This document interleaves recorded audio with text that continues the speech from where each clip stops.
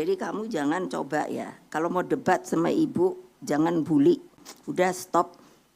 Jadi datang aja sendiri ke sini, ngomong apa yang kamu mau ngomongin. Ayo, berani enggak? Sini. Assalamualaikum warahmatullahi wabarakatuh. Salam sejahtera untuk kita semua. Om Swastiastu, Namo Buddhaya, salam kebajikan, Rahayu. Salam Pancasila. Kalau boleh wartawan juga ikut ya. Kamu nih orang Indonesia apa bukan ya? Loh betul, karena begini, saya orang yang sayangi banyak orang, tapi juga tidak disukai banyak orang. Karena wartawan kalau udah jelekin saya tuh wah hebat deh. Jadi saya suka mikir gini, mereka ini dari kalangan apa ya? Karena kalau ini, salam ini sebetulnya itu resmi loh. Karena saya sebagai Ketua Dewan Pengarah Badan Pembinaan Ideologi Pancasila, saya bicara pada Presiden loh. Bahwa Pak, supaya rakyat tuh ingat bahwa ideologi kita tuh Pancasila, nggak ada yang lain. Jadi maksud Ibu lalu bagaimana? Harus ada yang namanya simbol-simbolnya. Nah saya bikin, boleh enggak Pak kalau Pak salam Pancasila saya populerkan? Wah setuju sekali. Jadi kalau nanti pada mau marah, marahnya sama Pak Jokowi. Karena sudah dapat izin beliau sebagai presiden. Saya hanya ingin nanti tinggal di dalam peraturan itu setiap ada upacara, maka dari sisi protokoler setelah menyanyikan Indonesia Raya harus selalu mengucapkan yang namanya salam Pancasila. Malah saya bilang mestinya juga merdeka itu. Karena orang kayaknya sekarang udah lupa mereka itu pernah dijajah 3,5 abad. Karena selalu harus resmi, jadi tentunya di sini banyak yang terhormat, Ibu Menteri Pemberdayaan Perempuan dan Perlindungan Anak, Ibu Bintang Puspayoga, Ibu Gubernur Jawa Timur, Ibu Khofifah Indar Parawangsa, lalu Wali Kota Pak Eri Cahyadi, para tamu Bupati, ada Dewan Pengarah BRIN, lalu ada juga mereka yang dari Yayasan Kebun Raya Indonesia dan tamu-tamu terhormat yang tidak bisa saya sebutkan satu persatu. Tadi kalau lihat kan ini saya kayaknya banyak ya. Presiden, Wapres, PPIP, BRIN. Cuman saya suka dalam hati saya. Kenapa nggak ada yang berani ngomong saya Ketua Umum Partai Demokrasi? Ini nggak kampanye loh. Emang ya betul saya adalah ketumnya. Nggak ada yang berani ya nggak apa-apa saya. Loh iya loh. Ya terang ketawa dong. Karena mau dibully ya susah. Loh saya resmi loh. Apalagi sekarang pada bungkem deh. Nah, kenapa sih dari di mobil dari kemarin Pak Eri sebagai penanggung jawab Wali Kota Surabaya itu, terus sebelumnya minta-minta, Bu, Ibu yang buka kebun raya mangrove. Oh udah jadi ya, karena sebetulnya ini inisiasi saya sama Ibu Risma. Ketika Ibu Risma itu bertanya, mula-mula yang kenjeran. Beliau bilang begini, Bu, bagaimana ya untuk nanam sesuatu supaya kenjeran itu jangan gersang. Nah, saya spontan saja, Mbak, cari yang namanya cemara udang. Nah supaya wartawan tuh nggak kerjanya ngebully. Ini namanya cemara udang nih. Nih, tuh. Kenapa namanya cemara udang saya juga tidak tahu. Itu diberikan dari dulu. Tapi karakter cemara udang ini adalah tentu sebagai pengiyup dari sebuah tempat juga dapat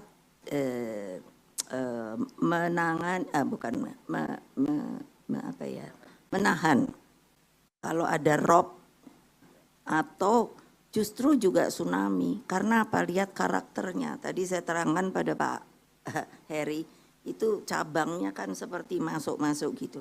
Jadi kalau ada umpamanya tsunami, ini adalah untuk memecah tekanan. Karena tsunami itu kan sebetulnya yang berbahaya adalah tingginya dan juga tekanan dahsyatnya itu. Jadi ini bisa memecah, lalu akarnya sangat kuat sehingga tidak mudah rubuh. Ini ditulis ya. Kalian tuh mesti berpengetahuan lingkungan juga loh para ini, wartawan ini. Tadi saya nanya, ngapain sih wartawannya kok banyak amat? Dari mana sih? Gitu. Loh iyalah, kenapa ya tumben? Biasanya kan cari beritanya wartawan nggak mau ke tempat-tempat kayak gini. Nah terus masalah kebun raya yang saya pimpin. Ketika saya menjadi wapres, saya ini senang main di kebun raya. Kebun raya dulu hanya 5. Kebun raya Bogor, Cibodas, Bedugul, Purwodadi, satu lagi apa ya? Cibinong. Jadi saya ini orang lapangan, saya pergi ke sana karena mereka bilang begini, ini bagaimana ya Bu kebun raya ini dilolanya. Saya datang terus saya lihat ya gimana ya mau menarik menjadi tempat pariwisata karena apa tidak terpelihara dan lain sebagainya. Pendek cerita, lalu saya bikinlah Yayasan Kebun Raya Indonesia ini. Sampai hari ini masih alhamdulillah seperti tadi dikatakan oleh Ketua ini Pak Handoko, itu dari 5 itu sekarang sudah insya Allah menjadi 45. Karena membuat kebun raya itu tidak boleh sembarangan. Ada kriterianya, ada standarisasinya. Dan dulu itu di bawah LIPI dan sekarang LIPI pun sudah masuk ke dalam BRIN. Sehingga saya sangat berharap memang dari kalangan media itu coba suatu ketika cerita soal biodiversity, lalu masalah kebun raya yang di Indonesia ini kalian tahu nggak ya yang namanya plasma nutfahnya itu sangat luar biasa. Ini untuk mendidik anak-anak generasi akan datang. Mengapa saya sebagai ketua umum saja itu banyak orang tanya, Ibu kenapa sih ketua umum partai kan tuh urusan politik, tapi Ibu ya ngerjain stunting. Loh, memangnya kalau politik tuh enggak boleh mengerjakan stunting? Kalian ini kalau punya anak tidak dipelihara, lalu mereka akhirnya menjadi stunting. Saya tanya dengan Pak Hasto Wardoyo. Jadi berarti kalau ada ibu-ibu kumpul sini, bapak-bapak, itu boleh saja loh ikut program stunting. Itu bukan buat saya, buat bangsa dan negara. Presiden kita mengatakan pada saya selalu kalau ketemu, Ibu gimana? Ayo Bu direncanakan. Kita ini sekarang bonus demografi mulai tahun ini. Lalu 13 tahun kemudian, apa bonus demografi? Bonus demografi itu produk manusianya itu betul-betul adalah bisa berproduksi. Manulanya dan usia 16 sampai 60 tahun itu, 60 tahun pun orang kita kalau dilihat masih pada sehat loh. Jadi masih dalam kategori berproduksi. Dan saya ya bilang, terus sudah begitu, nanti Indonesia Indonesia emas 45 tahun akan datang. Saya cuma nanya gini, Pak, jangan ngomong yang jauh dulu deh Pak. Ayo Pak, gotong royong Bapak teriak-teriak sama semua kementerian, sama warga masyarakat untuk menghapuskan stunting. Jadi ndak usah nurunin persentase. Mestinya stunting itu 0. Karena apa? Itu suatu saat generasi baru itu kan ada milenial, ada apa lagi itu. Saya suka apa? Opombo. Pokoknya susah amat. Wah kan kayaknya sombong banget ya. Dalam pikiran saya, wow, itu masa depan Indonesia, milenial apa Gen Z apa itu orangnya tegap, tinggi, ganteng kalau yang perempuan. Laki, kalau yang lakinya ganteng, ininya smart. Lapangannya stunting. Tahu nggak stunting itu apa toh? Ayo dong, jangan asal mau cari berita yang bisa dimainkan. Stunting itu harus diajarkan pada para ibu dan lain sebagainya. Mulut saya ini, kalau boleh dia ngomong sendiri pada diri saya, dia sebetulnya mau pensiun. Udah jangan cerewet-cerewet katanya gitu. Loh tapi saya mikir, loh saya manusia yang ingin bangsa dan negara saya seperti apa yang diinginkan oleh Pak Jokowi. Wow, kalangan milenial tuh kalau gitu tegap-tegap kan. Saya mintanya generasi akan datang itu tingginya 180. Ayo kebayang nggak tantangannya kayak apa? Itu bisa nggak nih? Saya nanya rekayasa genetika gitu. Kalian ngerti apa enggak gitu. Nah, tahu-tahu ini makin ke sini. Ketika Pak Andika itu jadi panglima merubah untuk masuk menjadi calon perwira, calon taruna, itu turun menjadi 160. Saya langsung udah dah capek deh. Kan itu apa sih, kurang gizi, kurang oksigen. Nah ini mangrove ini supaya tahu, coba kenapa Surabaya itu kan kota panas, tapi kenapa ini sejuk?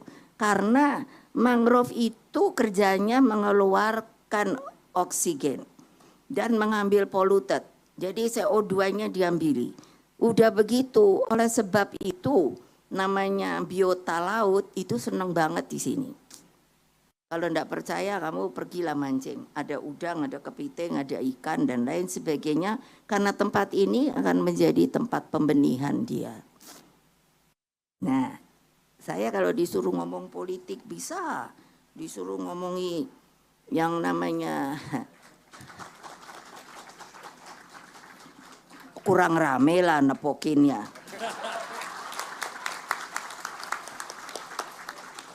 Kenapa saya disuruh Pak Jokowi jadi BRIN? Padahal saya bilang Pak udahlah, capek saya Pak. Udah beban BPIP itu lebih berat karena ideologi Pancasila. Tapi BRIN saya lihat juga research kita nggak jelas. Apa yang udah di research saya sendiri nggak tahu. Terus ketika saya dikasih ini tugas menjadi ketua Dewan Pengarah, waduh keren yang namanya BRIN. Tadinya saya udah mikir, yang namanya orang pinternya itu 10.000. Wah profesor apa entah-entah. Tapi terus saya pikir, nah itu saya selalu bilang kita mesti punya harga diri. Mau tahu? Jadi kamu jangan coba ya, kalau mau debat sama ibu jangan bully. Udah stop. Jadi datang aja sendiri ke sini, ngomong apa yang kamu mau ngomongin. Ayo, berani enggak? Sini kalau mau. Ayo, wartawan. Loh ya, saya lagi tantang mereka karena enak banget ngebully orang gitu. Terus saya kan mikir, kok enak aja ya ngebully, bilang sama redaksinya. Betul loh. Waktu di Kompas saya udah bilang, kalau sekarang saya biarkan. Tapi nanti kalau ada ngebully saya gugat. Kamu pun saya gugat. Karena yang memberi pemberitaan. Nah ingat ya, ini nggak ngomong bohong loh, kan langsung. Jadi kalau nggak cocok datang, mau diskusi, mau debat, ayo. Supaya kalian tahu, saya nggak sekolah.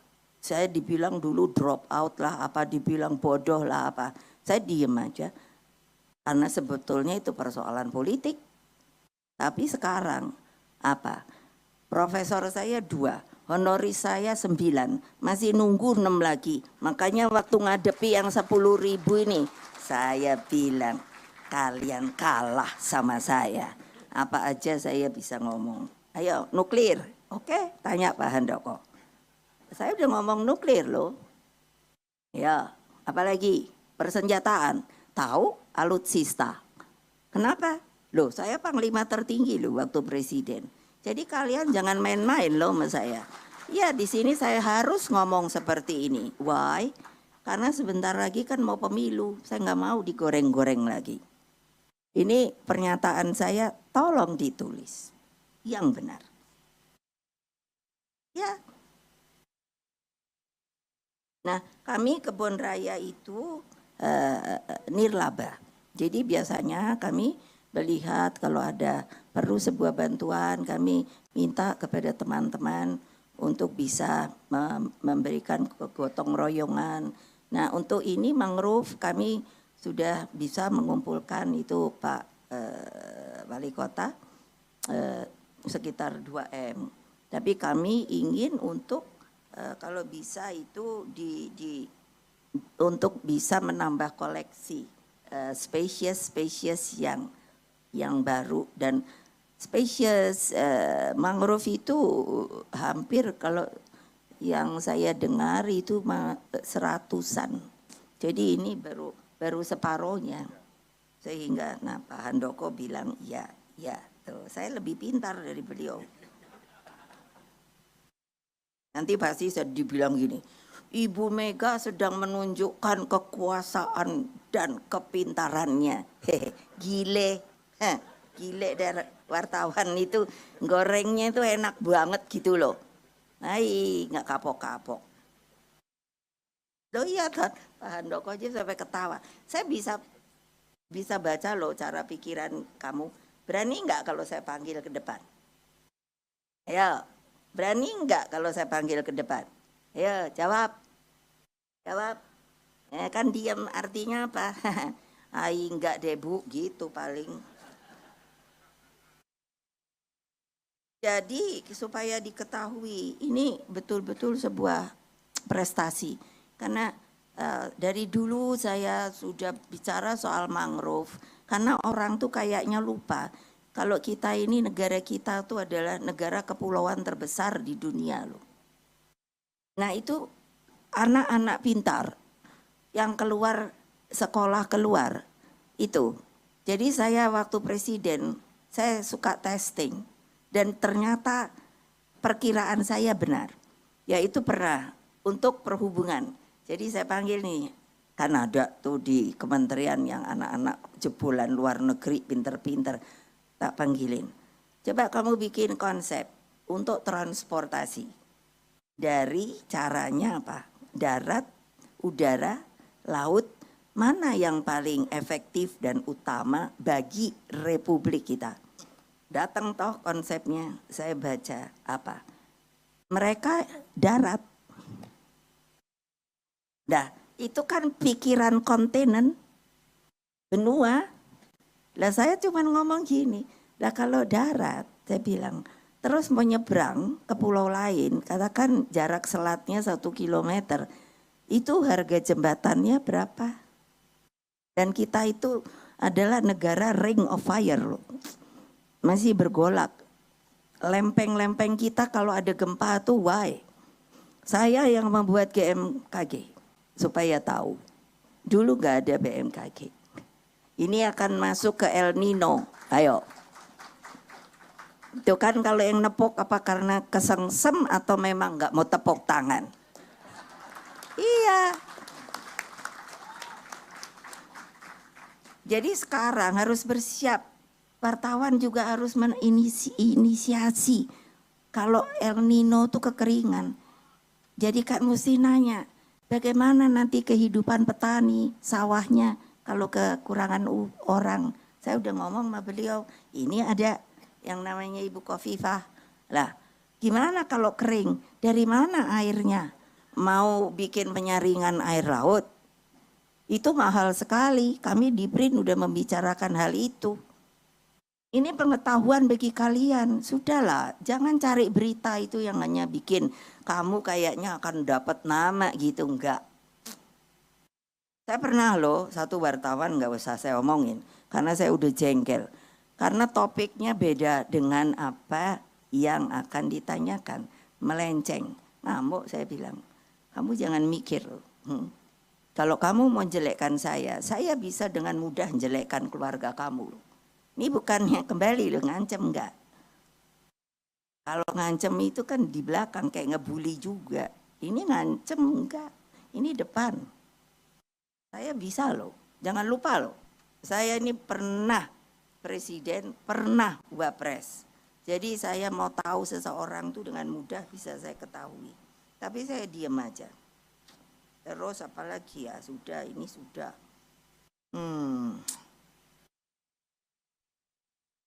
Nah, mengenai kebun raya, salah satu kriterianya itu apa? Harus tanaman endemik. Endemik itu apa? Gampangnya lokal. Jadi tidak bisa mau bikin kebun raya datangkan dari atau ekspor tanaman luar. Jadi untuk melindungi yang namanya tanaman atau tumbuhan kita lokal, kedua untuk penelitian, lalu yang ketiga itu baru untuk seperti ini bagian dari para wisata. Jadi kalau mau bikin kebun raya harus memenuhi kriteria itu. Boleh tanya, beliau tuh LIPI, nanti benar enggak saya. Nah, dengan demikian maka pengetahuan mengenai masalah lingkungan hidup ini itu sebetulnya harus diajarkan. Dari kalau saya itu sudah saya sangat ingin, saya sudah bicara dengan Menteri Pendidikan itu dari PAUD.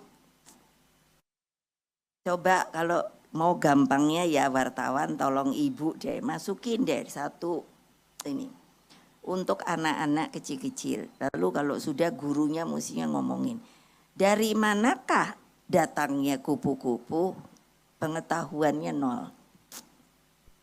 Dari segitu banyak anak. Kenapa loh saya nanya dari manakah datangnya kupu? Nol. Terus dari manakah datangnya kodok? Nol. Dari manakah datangnya nyamuk? Nol. Ya ada, kalau ini kan prosentase. Ada yang tahu, tapi dari ininya saya bilang tuh nol. Kenapa? Enggak ada yang ngajarin. Itu perlu diajarkan. Daripada tidak memberikan pengetahuan. Saya banyak bicara pada pemimpin redaksi. Kamu tuh maunya apa toh? Bagi bangsa ini, apa hanya kayak gini? Nanti kan bilangnya, ini kan negara demokrasi Bu. Ya demokrasi apa dulu mau liberal? Kalian ini udah menjadikan negara kita akhirnya bagian dari demokrasi liberal. Karena negara demokrasi liberal tahu enggak? Hak perorangan itu dilindungi, sangat individualistik. Di kita enggak, gotong royong, kekeluargaan. Ngerti apa enggak? Itu saya boleh dong ngomong orang jabatan saya kayak gitu. Jadi ya boleh ngomong kiri kanan. Nah terus apa? Udah tadi semua saya sebut. Apalagi ya? Buahnya itu ternyata itu makanya mesti uji coba kreatif. Buahnya itu bisa dibuat makanan loh. Saya lihat ada ibu-ibu yang sudah bisa menggunakan untuk kue-kue gitu ya. Nah itu kan artinya apa? Bahan makanan itu sebetulnya bermacam-macam. Tapi sekarang itu kita tidak kreatif untuk mencari bahan makanan. Karena gampang aja mikirnya. Sebagai contoh bunga ini. Coba saya suka lihat. Kenapa ya tidak pakai bunga kita aja. Kalau ini sudah bisa dibuat hybrid. ini bunga apa anggrek bulan tadinya, warna asli putih. Kalau nanya ibu bisa jawab semua. Mawar kita ada, disebut mawar kampung. Kalau ini namanya mawar luar. Kenapa semua harus ngambil dari luar? Padahal kita sebenarnya punya kalau mau. Mau ada melati, ada rose, ada kenanga, ada cempaka, ada banyak sekali. Orang luar negeri sekarang itu sangat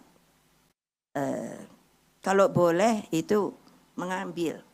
Tapi dengan peraturan baru di BRIN, saya bilang seluruh plasma nutfah kita, artinya lokal Indonesia harus dipatenkan. Apa maksudnya paten? Paten itu kamu dapat foto ibu paling cantik umpamanya, terus kamu patenkan, boleh. Ada perorangan, ada kelompok, ada juga perusahaan dan lain sebagainya. Apa? Itu melindungi secara hukum internasional. Dan saya kaget sendiri, umpamanya saya ini punya membuat sesuatu, akhirnya saya patenkan. Itu ternyata kalau saya ada orang mau memakai, itu harus bayar royalti. Dan royalti itu akan terpakai seumur hidup loh. Lalu kalau umpamanya seseorang lalu sudah tidak ada, yang masih membawa rezeki itu adalah anak keturunannya. Dan bayangkan, selamanya itu paten itu sangat terlindungi untuk anak keturunan setelah orang yang membuatnya tidak ada 70 tahun. Nah, ada yang tahu nggak urusan gini? Manggut-manggut deh. Iya, kalian itu ngelihat ibu sebetulnya terpesona kah? Loh, kadang saya suka lihat kenapa jadi melongo ya. Malah kadang mulutnya sampai ke mangap. Terus saya tuh mikir, dia tuh sebetulnya dengerin saya atau enggak? Jadi kalau saya lagi di depan itu, saya hanya suka mikirnya gini. 1, orang tidak ngerti. 2, orang ngerti. Atau orang kesengsem, terpesona. Wah, kok Ibu Mega masih cantik ya? Udah gitu kok pinter ya? Hai, gawat deh. Jadi saya suka mikir tuh, kan yang depan aja, yang belakang enggak, pasti ada yang udah tidur kali. Kenapa orang Indonesia tuh masih disuruh ya? Saya lihat kalangan Indonesia tuh kekurangan kreativitas sehingga kekurangan spontanitas. Jadi sangat, katanya sih kan gitu, sangat memendam perasaan. Saya nggak setuju itu. Karena saya dari kecil, bapak saya itu presiden pertama, ibu saya itu ibu negara pertama. Dia melakukan pada anak-anaknya adalah yang namanya demokrasi Indonesia. Jadi saya boleh ngomong dari umur kecil, saya nanya, ini anak-anak. Bapak saya, ibu saya jawab dengan sabar. Kalau sekarang ibu-ibu kasih makan, anak-anaknya apa itu? Mie pop itu. Itu yang mengakibatkan stunting loh. Dengan segala hormat pada pengusaha mie. Saya udah ngomong sama pengusaha mie itu. Saya kenal kok. Mbok masukin toyo. Mie kamu tuh gizinya yang kuat gitu loh. Mungkin telur ya, karena yang sangat diperlukan itu kalsium, kalium loh. Untuk pembentukan tulang. Mengapa mereka jadi tidak punya IQ yang tinggi? Tidak masuk sampai standar. Karena tempurungnya, kalau lihat bayi itu kan ubun-ubunnya suka kayak dut gitu loh. Nah itu kan harus dibuat menjadi keras dan membuat itu menjadi bisa melindungi otak kita. Tapi karena kekurangan pertumbuhan tulang, ini juga tulang, itu maka otak itu pun tidak dialiri oleh darah segar yang mengandung kalium, kalsium. Nah sehingga itulah otaknya bodoh. Mau kamu dibilangi nanti anak-anakmu milenium, apalagi tadi itu apa? Nah, tapi itu stunting. Itu saya bilang, masa generasi kita punya beban buat negara, nanti anak stunting itu saya bilang mau dikemanakan? mau suruh belajar, masukkah dianya dengan orang cacat? Di sekolah apa? Ayo mikir. Siapa yang nggak setuju? Saya sekarang mulai nantang. Sini ngomong sama saya. Coba pikir. Nanti kalau anak kamu bilang nama istri-istri kamu waktu di Kompas, saya ngomongnya begitu. Udah berhenti itu main jet. Ibu-ibu sekarang kan saya lihat gitu. Oh, kasihlah anaknya mie. Kalau udah cuk. Ayo ketawa, ini berarti benar kan? Iyalah, loh siapa suruh kamu punya anak? Kalau memang nggak mau ngurus, tolong deh, nggak usah punya anak. Karena udah ada BKKBN, kamu bisa, itu sangat salah. Kalau banyak ibu-ibu bilang, BKKBN itu keluarga berencana, itu kan memandulkan Bu, salah besar. Hanya itu merencanakan. Tanya, jangan diem aja.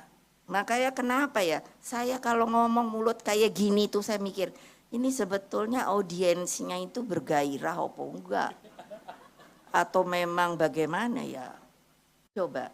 Tapi kalau saya sebagai ketua umum, itu yang namanya anak-anak saya, artinya kalau anak-anak saya itu saya aja dibully, nggak boleh ngomong kader, nggak boleh ngomong petugas partai. Nah, saya bilang apa? Bodoh amat. Lo orang partai kita emangnya gitu? Lo kok yang lain ikut mau nimbrung intervensi? Ya enggak lah. Ya kalau kamu mau ikut kita ya ikut aja, kamu bilang nih kader. Nanti memangnya kalau bukan kader itu orang juga lalu ngomong gini, katakan Pak Eri, mana bisa dia jadi wali kota kalau tidak didukung oleh partai? Ngomong tuh yang benar. Gitu loh. Ini juga saya masukkan politik. Padahal tadi saya bilang saya nggak mau ngomong politik. Tapi ini pembelajaran. Supaya apa? Jangan dong, wah ada itu media. Itu nggak bisa. Udah sampai saya kapan itu ada tulisan gini. Calon presiden itu sebenarnya harus diwakafkan. Iya, saya bilang kayak barang aja. Ayo yang belakang tuh tepuk tangan yang keras. Bukannya ngekor, tapi ngerti nggak yang ibu maksud? Lah, untuk apa ada partai dong? Ya udah aja kita satu arah, semua sama. Nggak boleh kader, nggak boleh petugas. Jadi ada aturan pemerintah Republik Indonesia. Oh, mesti begini.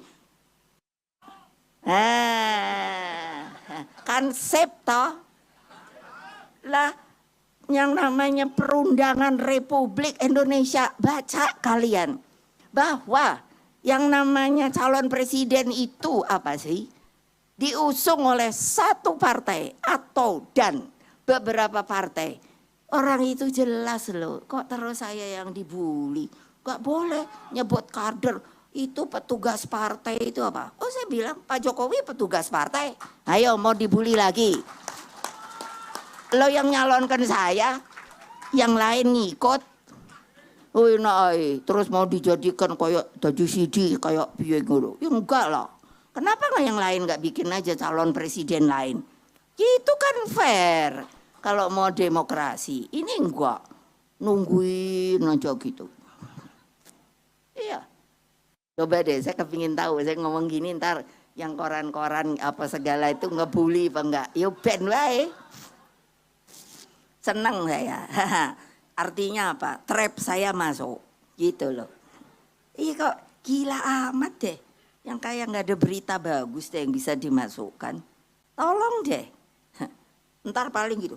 Ibu Megawati bercerita di mangrove dengan politik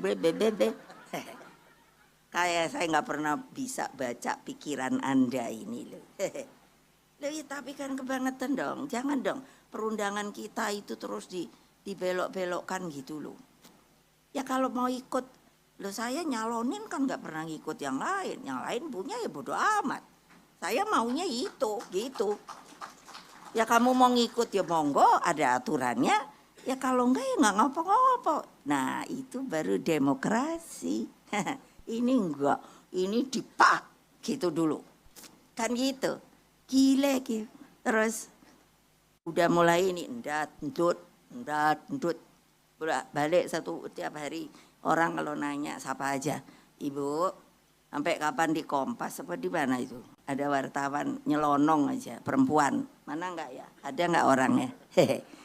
Tiba-tiba kalau nggak salah di mana ya? Ntar nggak usah diomongin dah. Tahu-tahu orang topik beda, tahu-tahu gini. Untuk pertanyaan untuk ini di Cibinong. Untuk pertanyaan gitu. Kalau Ibu bisa kasih kisi untuk cawapres apa? Gitu kan. Saya kan nggak kekurangan omongan. Apa coba? Lambok kamu tuh ya sabar aja loh.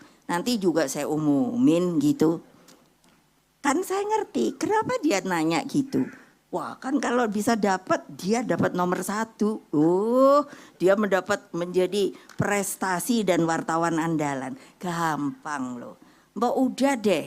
Enggak usah ntar juga datang. Kayak sekarang tiap hari aku ditanyain. Benernya siapa tuh Bu yang mau dijadi nomor 2? Loh takon. Tunggu aja ntar juga ada harinya. Saya nanti ngumumin. Ya terserah saya dong. Oh terus lagi. Sekarang di MK. Itu karena ini udah habis yang saya terangin. Tadi saya tanya sama Pak Eri. Saya boleh ngomong berapa lama? Karena sekarang saya harus nanya gitu. Kapan itu di Kompas saya hanya dikasih 15 menit. Jadi saya pegang kan ini. Saya bilang sama audiens yang mahasiswa. Anak-anak, ibu ini hanya diberi waktu 15. Jadi saya rasa saya hanya ngomong dari yang namanya Assalamualaikum gitu. Terus saya nggak akan ngomong dulu yang terhormat. Saya bilang, sudah begitu saya bilang ya sudah itu yang ibu bisa sampaikan. Kadang tuh nggak mikir boyo. Lah orang disuruh 10 menit. Nah ini untung saya masih bisa yang terhormat. Waduh. Loh kalau sampai belakang yang terhormat gitu. Makanya saya bilang udah yang paling terhormat yang ada berada yang nggak bisa saya sebut satu-satu gitu. Jadi jangan deh, udah deh nggak usah main politik sama saya. Loh, saya nih berpolitik 30 tahun. Loh, udah gitu ngikut seorang presiden yang pendiri bangsa ini loh, diajari politik loh. Kalau orang ngomong gini, kamu ngomong gini. Kalau orang nohok kamu gini, kamu ulus. Kalau orang, saya punya ilmu, saya bilang nih kungfu Ibu Mega. Nah itu boleh ditulis. Apa? Kan sekarang itu apa? Mukul, ngerangkul. Nanti mau tahu akibat mukul dulu. Kalau nggak ada reaksi, cekek. Ya, saya bilang, nah tulis kungfu Ibu Mega. Lo aneh lo. Kok dipaksa-paksa. Tapi kalau dia disuruh ini demokrasi. Ya Allah. Padahal itu sudah menghumiliate orang. Itu lah kayak Mbak Khofifah. Saya temenan sama dia. Saya dengar kan dia mau jadi gini. Ya karepe Mbak Khofifah. Enggak ada saya kalau telepon, Mbak jangan ke situ loh. Tanya ayo kalau saya pernah ngomong enggak, ya karepmu. Mau ke sana boleh, mau ke sini ya boleh. Gitu loh. Kok susah amat. Loh iya loh kayak saya nih bukan orang politik gitu loh. Kan kalian belum tahu kan yang namanya silat lidah saya. Saya memang gak mau ngapain buang waktu. Dipanjang-panjang gitu. Kan gitu. Ibu kenapa? Kan bisa Bu. Boleh gak ada talk show? Terus saya kan gitu nanya. Terus kalau talk show kenapa dong? Gitu. Ya nanti yang dipanggil yang top-top gitu. Terus kamu yang nanya. Gitu kan. Enggak saya bilang. Saya boleh nanya enggak sama yang talk show itu? Kamu diem gitu. Oh ya enggak bisa dong Bu, karena saya yang harus nanya dong. Berarti kan kamu udah mengarahkan tau gitu. Ya, Jadi kan itu maksudnya, itu kan mukul secara pelan. Tinggal tergantung pikiran kamu dong. No, makanya saya nggak pernah keluar talk show. Saya bodo amat, ya biarin aja. Karena saya nggak pernah mau hanya untuk memperpanjang yang namanya itu yang media-media itu kan nanti digulung dak dak gitu loh. Iya, enggak. Banyak yang bilang, Bu, ngomong dong Bu. No. Saya ngomong kalau sudah datang perlunya. Gitu, keren kan. Dan apa kapan datang perlunya? Yaitu nungguin yang sopo sih number 2-nya. Bener gak? Iyalah gampang banget. Mbak Eri maaf ya, udah ya. Lah iya loh, jangan deh main-main lagi sama saya deh. Itu saya kesel juga deh. Apa kalian tuh gak ada rasa hormat loh. Coba kalian itu berada di tempat saya, coba deh. Itu yang saya marahin, sampai dianya maaf-maaf mau nangis. Nggak usah nangis. Kamu masih gitu, saya bilang, nanti cari aja. Kamu masih gitu, kamu bisa saya pindahkan. Gitu aja. Bukan ngancam loh. Kalau nggak percaya mau saya lakukan. Ayo jawab jantan. Saya suka ngomong nih sama adik-adik muda-muda. Ayo kamu yang jantan lah. Ayo nanti ngomong. Oh silakan Bu. Oke. Tak jalanin. Gitu. Ayo siapa yang mau? Sini berdiri. Kalau ibu bisa tahu saya siapa. Apa kerja saya. Terus apa ini bla bla bla bla. Bener nih. Gitu. Bener. Tak lakoni. Jangan lupa loh. Saya pernah presiden, saya pernah wapres. Apa artinya? Jadi di dalam ini saya penuh pengetahuan politik, gitu loh. Makanya jangan ancam saya, jangan bully saya lagi. Saya ada masanya, saya bales banget karena sudah menghumiliate rasa kemanusiaan saya. Oh kayaknya Bu Mega enak banget ya, kayaknya digoreng-goreng, dibuli-buli. Lah seperti ini tadi Pak Eri bilang, ketika saya bicara stunting, saya bilang, waktu itu omong saya, ibu-ibu, ini waktu itu ada ibu-ibu pengajian.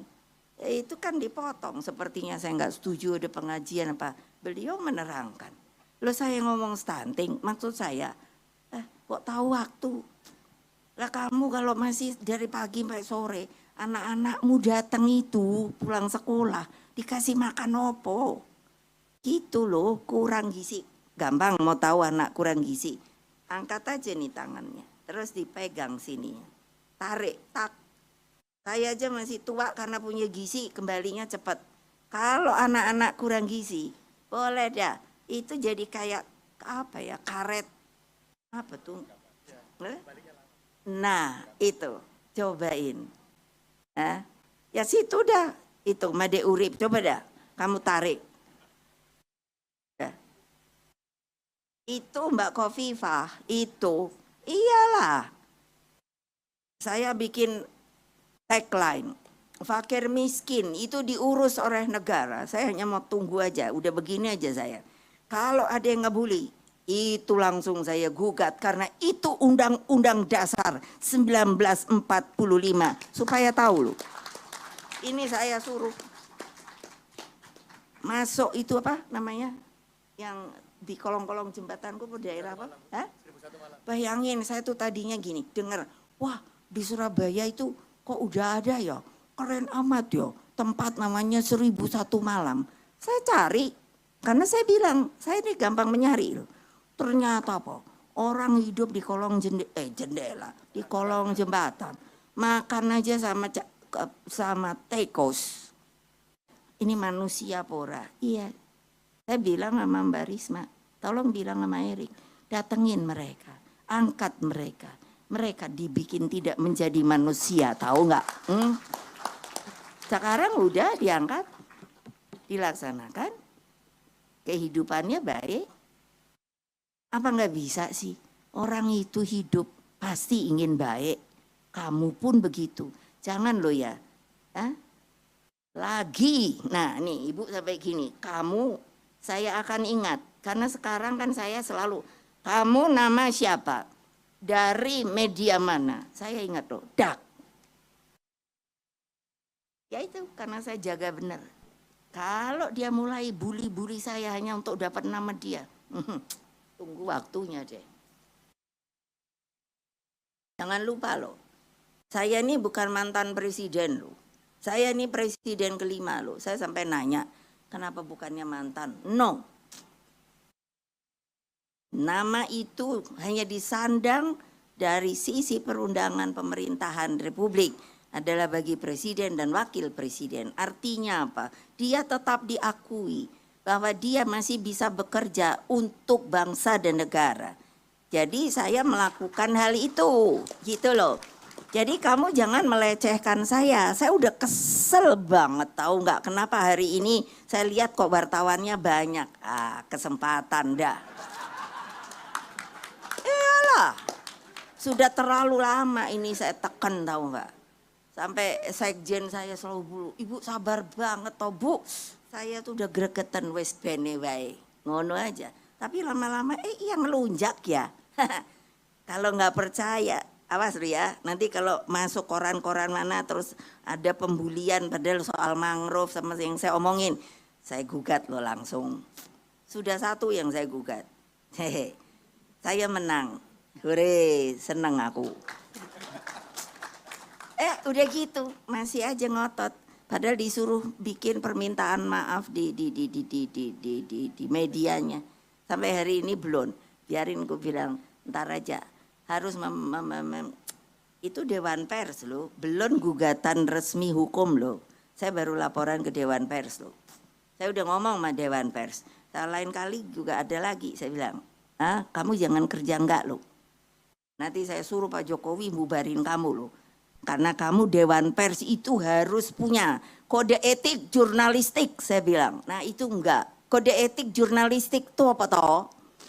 Ya harus ngerti bahwa berita yang diberikan tuh otentik dari kedua belah pihak. Ini enggak. Makanya sangat yang namanya benar loh. Yang namanya wartawan segala apa gitu loh. Saya enggak akan ngomong gini deh kalau kalian enggak gitu sama saya. Karena apa? Pasti mungkin disuruh kan. Iya dong. Sekarang itu kan beginian. Tahu-tahu ini biar bunyi apa? Ya. Seperti lembaga survei. Saya ini jelek-jelek. Pikiran saya pintar. Saya ini orang yang ngerti apa itu? Ilmu iki apa? Matematika ya? Statistik. Saya ini belajar statistik loh. Jadi saya kalau lihat lembaga survei gitu, saya ketawa. Jadi dia menghitungnya itu saya tahu gitu loh. Karena saya belajar statistik. Satu, saya belajar psikologi. Jadi saya diberi ajaran gini, itu kalau mau melihat seorang, kalau orang bilang ibu atau siapalah, itu si A tuh benernya gila. Kita nggak boleh loh langsung sebagai psikolog itu mengatakan, oh ya dia gila. Enggak. Kita mesti hitung, bayangkan.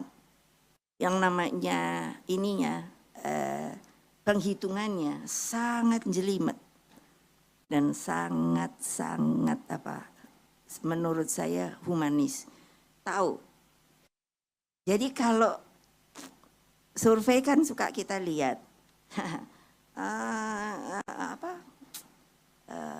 Yang dijadikan sampel sekian orang by phone gitu. Udah gitu terus errornya itu segini gitu kan. Iya. Saya pikir udah salah dah statistik apa itu. Karena apa? Kalau di psikologi itu untuk menyatakan orang ini gila, karena kan kita nggak boleh salah. Tahu, itu tatap muka minimum 5.000 orang. Nah kan bingung ya, kok 5.000 orang? Apa? Jadi secara berantai dari keluarga terdekat, lingkaran terdekat terus. Mungkin kan hubungannya kenal.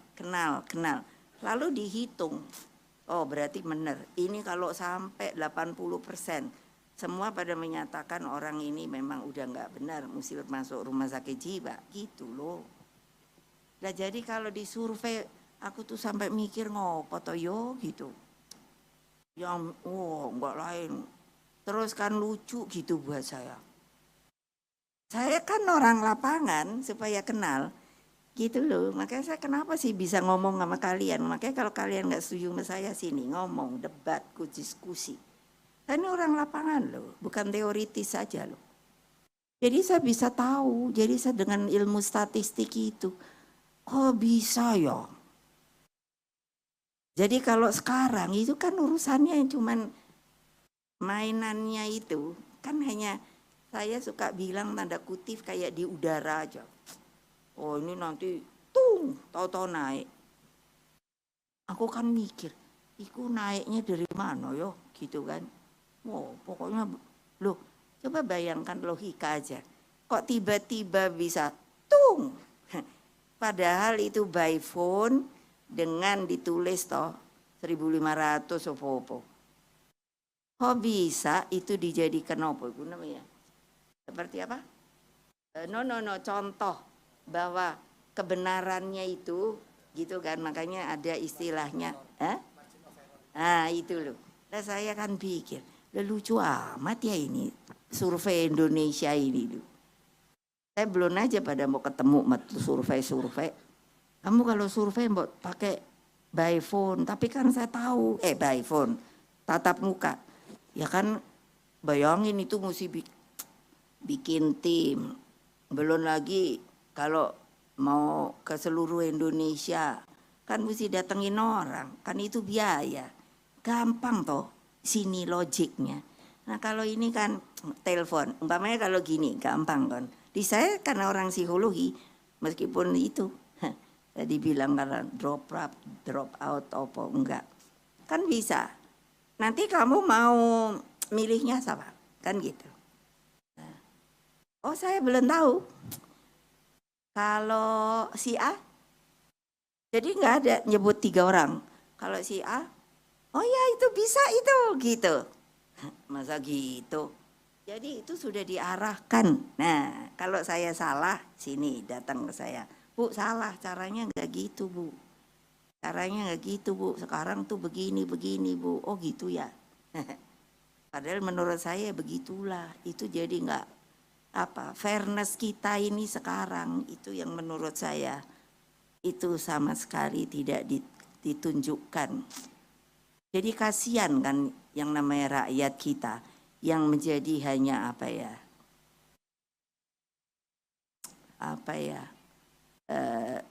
bukan objek. Ya kan orang, bayangkan orang di TPS saja, kadang-kadang orang kan nanya, yang mana ya yang mau di ini ya gitu. Lah kamu kepinginnya sopo? Loh, ini realita Republik kita loh. Dan itu pun juga karena media itu ikut serta loh. Padahal kalian tuh sebenarnya kalau menurut saya fair aja. Rakyat itu diajarin. Makanya saya bilang, Ibu Khofifah diomongin gini, ya bodo amat Mbak Khofifah, dia mau ke sono, mau ke sini, mau ke apa. Terserah, itu hak dia. Tapi jangan bohongi rakyat. Kedua, ajari dia. Kapan rakyat itu akan pintar? Tuh bayangin, jangan mikiri mau enak aja deh. Oke, thank you. Wassalamualaikum warahmatullahi wabarakatuh. Om Santi Om. Merdeka! Merdeka! Thank you.